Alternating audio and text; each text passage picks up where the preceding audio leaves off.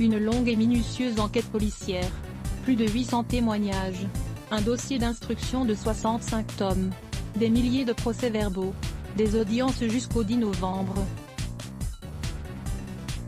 La cour d'assises spéciale qui a entamé, mercredi à Paris, le procès des attentats du 7 au 9 janvier 2015 sera d'abord une longue plongée dans l'histoire de deux dérives, celle des frères Cherif et Saïd Kouachi, auteurs du massacre de la rédaction de Charlie Hebdo, et celle d'Amedy Coulibaly, tueur d'une policière municipale puis de 4 personnes lors de la prise d'otage de l'hypercaché. C'est sur ces dérives, depuis les premières fréquentations islamistes des frères Kouachi au sein de la filière dite des buttes Chaumont au début des années 2000 jusqu'à la radicalisation en détention du délinquant Coulibaly, que les enseignements du procès seront les plus intéressants.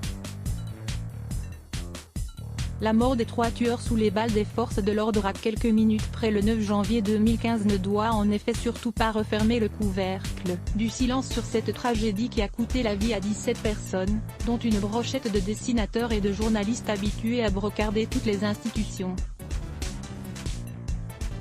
Même s'ils n'ont pas directement participé aux attentats, et même si 3 autres accusés sont en fuite, les 11 prévenus présents au tribunal sont des éléments clés de l'effroyable engrenage qu'est l'islamo-terrorisme.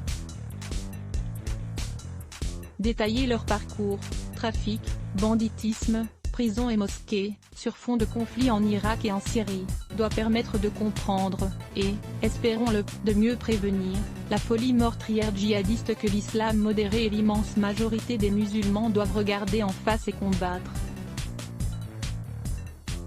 Car ils en sont les premières victimes.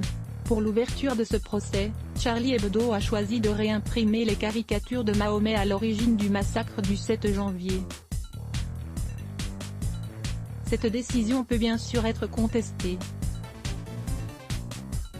Les musulmans sont en droit de se sentir offensés par ces dessins, comme peuvent l'être d'autres croyants lorsque leurs convictions sont tournées en dérision. Mais cette réaffirmation de la liberté de blasphémer, protégée en France par la laïcité républicaine, est un message adressé à la société dans toutes ses composantes. Et, au-delà, à nos démocraties avec lesquelles l'islam est évidemment compatible. En janvier 2015, c'est la liberté de penser, et le fait d'être juif, que 3 voyous islamistes fanatisés ont assassiné. Nos articles sur le procès, Let's Block ADS. Why?